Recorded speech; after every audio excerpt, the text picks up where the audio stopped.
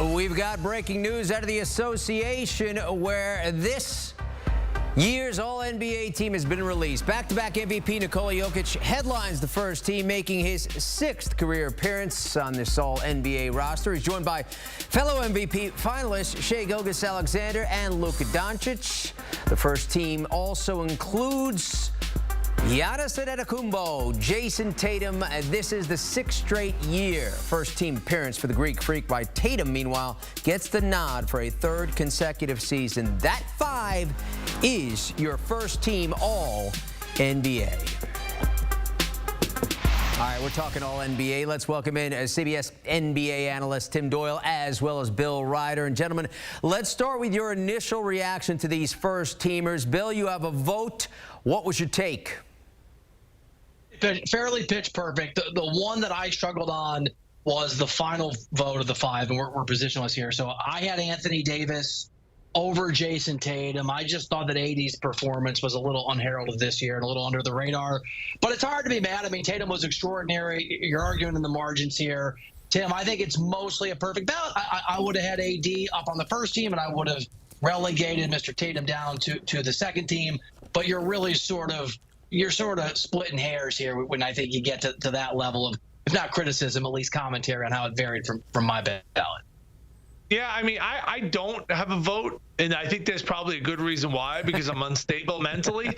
But I love the fact that I got invited to an award show. I put a tuxedo on, I got the glasses on. So the name that I don't see out there that I was surprised at was Anthony Edwards. Yeah. And I think if you add in the postseason to the regular season, I think Jalen Brunson would have been getting some more MVP love. So, you know, you see the second team, first team. We're watching a transition right now, Jim, in the NBA. And I'm not really sure it's a great one, because Kevin Durant, LeBron, Steph Curry, even Anthony Davis, you know, these guys are all getting a little bit older and watching this new generation come through. Is it going to be a better generation? I doubt it. Let's just call it what it is. Like, we just went through a really special time in the NBA as you check out the second team and the third team. So Bill's got the vote. I'm just here for the party. Where's the maker's mark, Jim?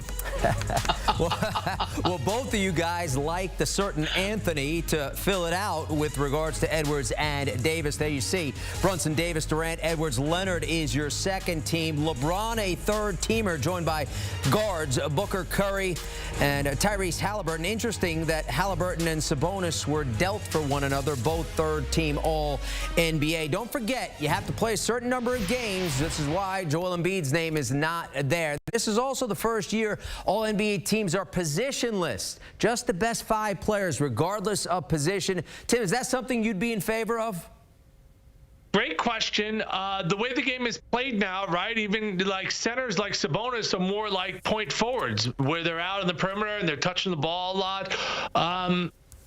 It's a great question, just because I would prefer to have the positions, just because so many guys' contracts are based on these type of awards and incentives and stuff. So I would like to see a traditional, but who plays the traditional position anymore? What would you call Steph Curry? Is he a 2? Is he a 1? Like, it's hard to kind of label people into positions. So I understand why they're absolutely doing that. But there's some guys that kind of maybe need to be recognized, but their stats aren't as gaudy as other guys who control the ball as much. So pretty amazing to see LeBron out there. Really curious to see what his son, where he gets drafted, if he ends up following, because I think at the end of the day, I see LeBron James and Bronny James next year, Bill, on the same team. Yeah, I do too. Unfortunately for Bronny, not the same All-NBA team. I vote, right? I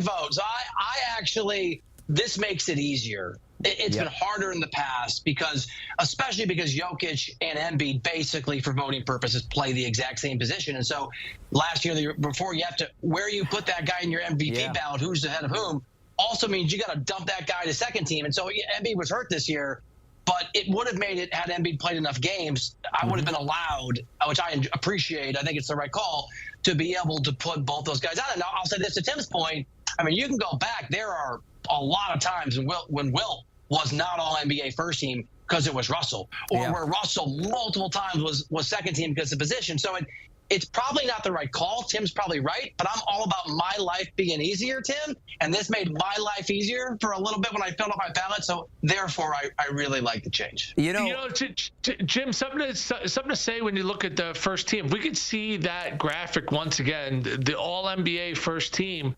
I want kids at home to look at this, especially if you're living in the United States. And if you look at that first page again, there we go. Giannis, not from America. SGA, Canadian. Jokic, Serbian. Joel Embiid was not born here. The only American-born player is Jason Tatum.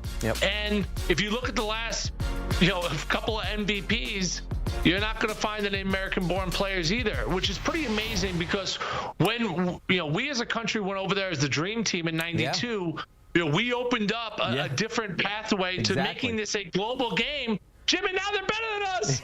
It is. Hey,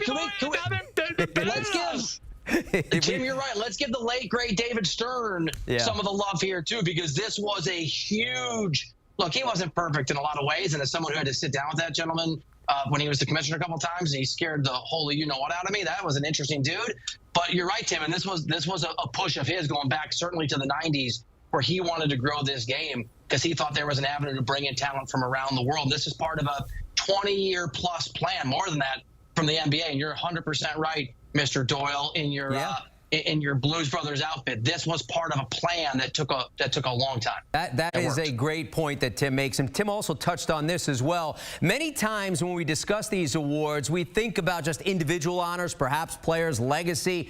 But many of these players have contracts tied to these honors, and it's also connected to what tier, a pay scale a player would qualify for with regards to a max extension. So, Bill, I'll start with you. Clearly, the players are paying attention to these announcements beyond how much they can stack their trophy case. Oh yeah, they are. I got a note from Jalen Brunson's agent last year, who I know, but not said, "What's your home address?"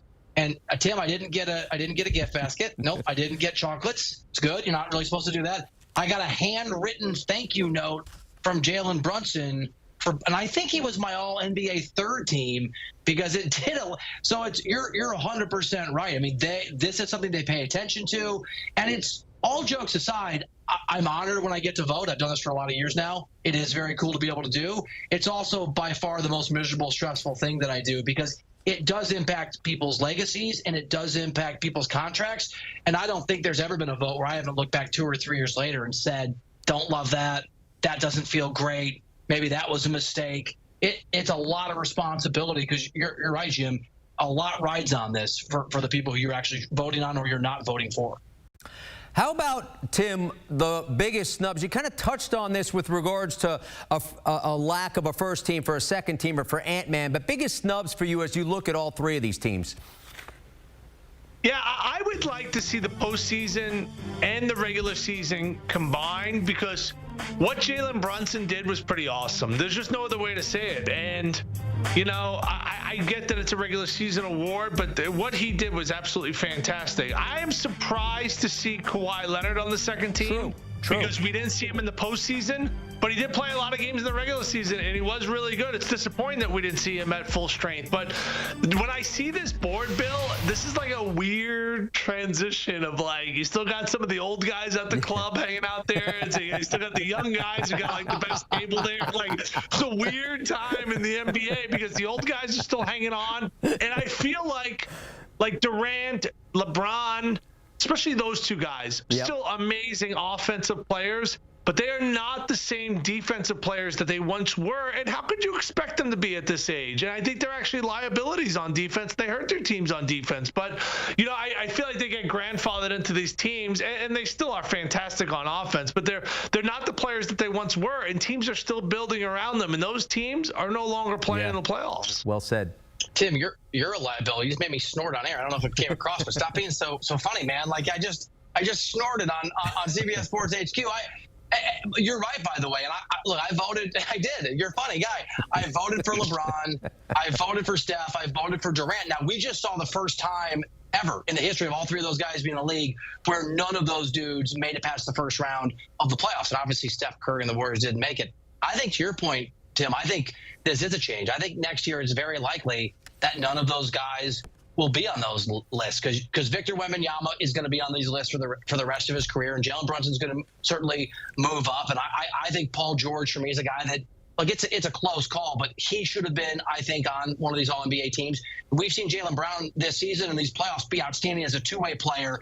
That goes a long way, I'm telling you as a voter, goes a long way to elevating guys and getting guys on lists when they're outstanding on both sides of the ball. I think you're right, Tim. I think this is maybe marks the last time that we'll see all three of those guys, maybe any of those guys in Durant, Steph, and LeBron on these All-NBA team lists that they have dominated for a generation of basketball now. I just want to say this, okay? I don't have a vote, but I can be bought.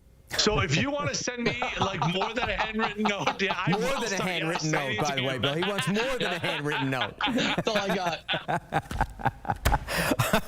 Our thanks to Mr. Doyle and Mr. Reiter as we look at the first, second, and third teams of All-NBA, and these are your 5 first-teamers: Giannis, Luka, SGA, Nikola Jokic, and Jason Tatum. And Bill makes a great point. They're all represented by different countries, with Tatum the only from the United States. It shows how much this game has grown over the years in the association.